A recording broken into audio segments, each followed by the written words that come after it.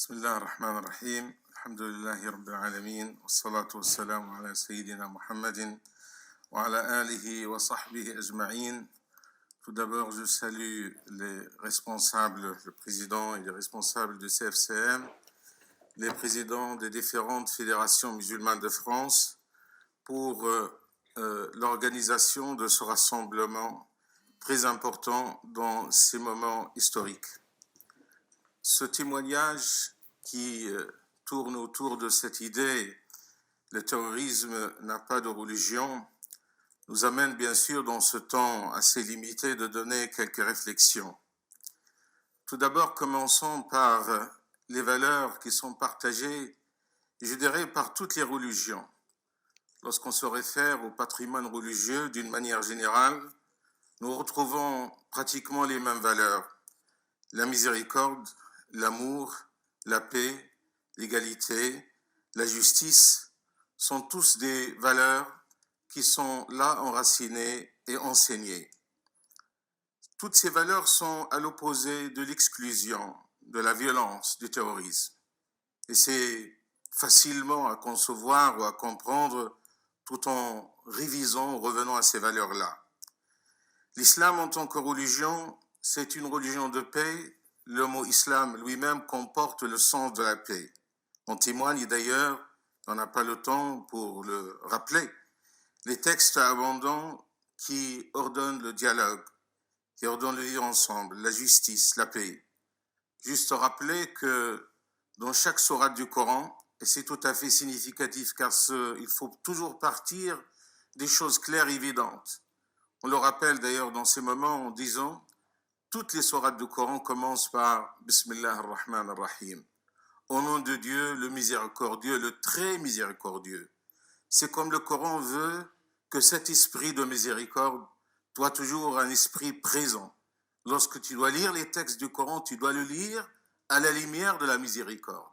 Car celui qui a révélé le Coran, c'est le miséricordieux, le très miséricordieux. Et aussi la salutation des musulmans, qui est Assalamu alaykum, que la paix soit sur vous, avec vous. C'est-à-dire dans la relation avec Dieu à travers le Coran, c'est la miséricorde que nous devons nous rappeler, et dans les rapports entre les hommes, c'est la paix que nous devons toujours rappeler et saluer les gens justement au nom de cette paix. Ces textes ne sont pas uniquement des textes théoriques, mais ils sont confortés par une expérience historique très longue.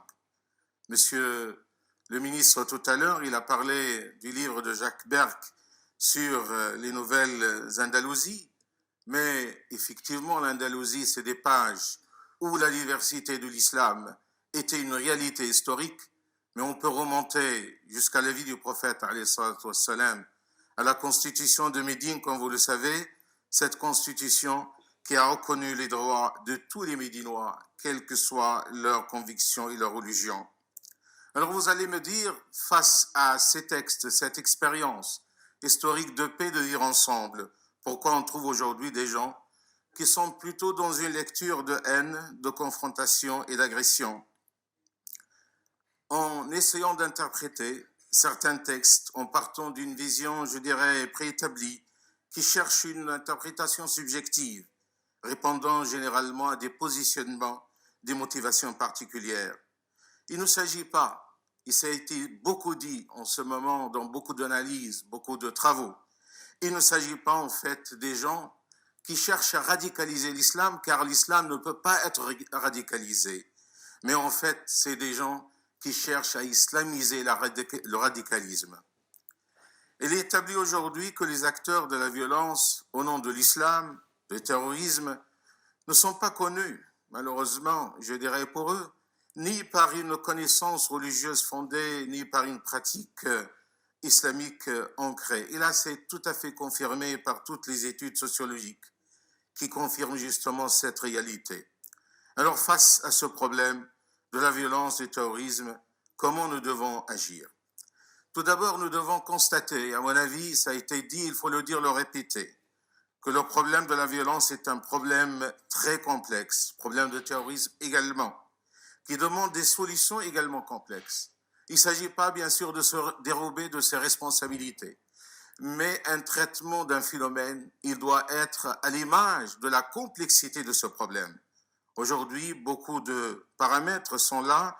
Certes, il y a le paramètre religieux, le paramètre éducatif, social, politique, et je dirais même socio-politique et stratégique. Le discours religieux, ce qui est la responsabilité, bien sûr, des imams et des prédicateurs. Il doit travailler, bien sûr, sur beaucoup de champs. Tout d'abord, sur la clarification de certains concepts. On parle beaucoup, bien sûr, de ce concept de djihad, qui est l'effort dans le sens le plus noble. Comment il faut rétablir les raisons de ces concepts-là.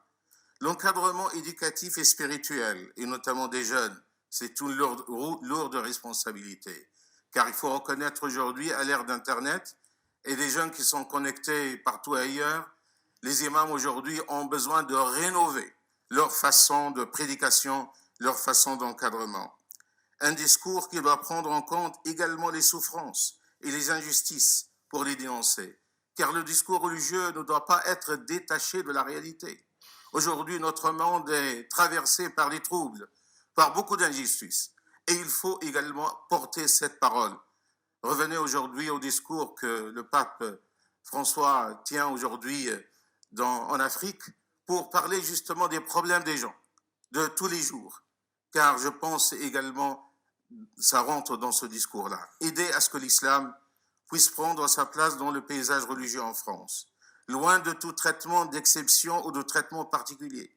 D'ailleurs, les musulmans de France réclament un droit à l'indifférence et non pas un droit à la différence, respectant une laïcité juste et neutre.